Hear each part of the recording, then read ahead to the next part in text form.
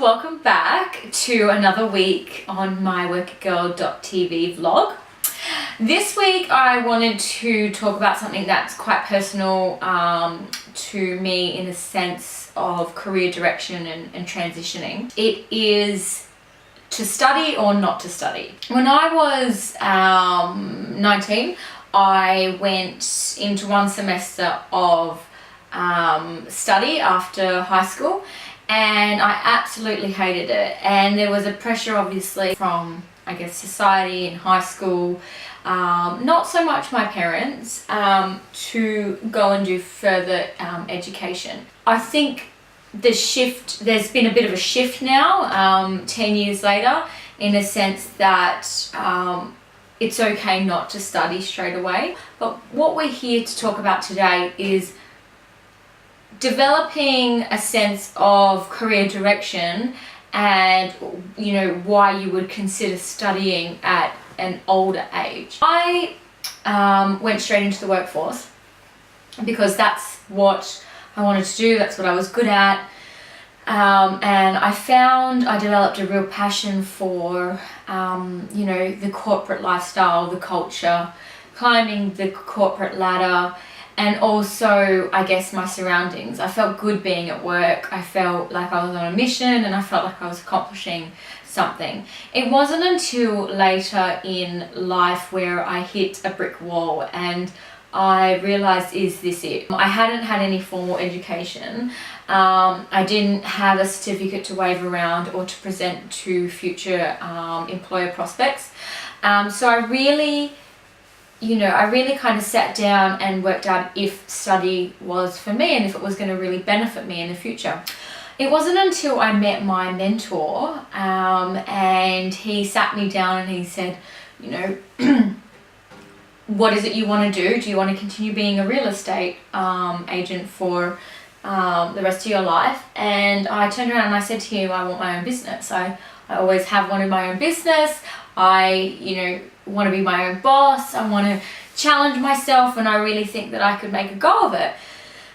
And he sat down and he said to me, well, if that's what you want to do, then why don't you get some formal education behind you so you know the structure of how to set up a business, and why don't you go do your Masters of Business Administration. So for those of you who don't know, an MBA is very, very, very I guess prestigious, and it is worldly recognized. So it's very, very huge in the USA. They regard it very highly, Australia and obviously the UK. If you think you're too old to study, I would have to disagree. There is no age limit, and it's probably one of the most kind of privileged things we have in, countries such as ours, where we have the ability to access an amazing education, whether that be university, college, in some countries it's called TAFE, like here, or even online university, which is amazing. But we're very privileged in the sense that there is no barrier to entry at university. And when I mean barrier to entry, I mean age limit and age restrictions. So it's something that you would have to, be quite grateful for. It definitely changed my life. So anyone considering studying at at an age where, you may have kids, you've settled down, you may work so many hours, you're questioning how you're going to fit it in. It is manageable. It's 100% manageable. You just have to be time savvy, and you have to be committed. So it is expensive, let's not lie. Any course is expensive except workitgirl.university. It's a little plug there. It's definitely worth the risk. So if you're with a partner, sit down, talk to your partner, have a clear structure, talk about what your passions are. If something's in the back of your head, you're inkling, you're like, I really wanted to do that, but I need obviously a formal education to have that title. I don't know what's stopping you in the scheme of things. It may be kids, like I said, it may be financial commitments, it may be you're working a lot, you may travel a lot for work, and these are all things that you can work through. A good pros and cons list is always great, but like I said, there's definitely it's never too late to study. It's actually never too late to do anything in life, as long as you know, have a go at it and you stay committed.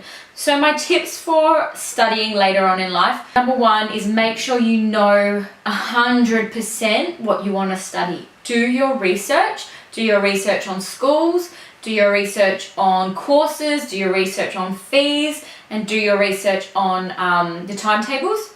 Number two, once you've understood that, stay committed, because there is nothing worse than doing a course half-heartedly, and there's nothing worse than, you know, doing a course 50% or not giving it your all. Number three is when you're there, make sure you network. It is so crucial to develop a network of alumni, like-minded people. Number four is make sure you can financially afford to study. So you might have to do night classes, you might have to speak to your employer and see if you can go part-time, but make sure it's viable to study and work at the same time. Number five is make sure you have a strong support network around you and people that encourage you and support you along the way, because it is quite hard. And the final one is don't sweat the small stuff. So don't sweat that you've got an exam, you'll be totally fine. If you need to get a tutor, but make the most of it, because I do not regret it for a second. I look forward to seeing you again soon. Bye!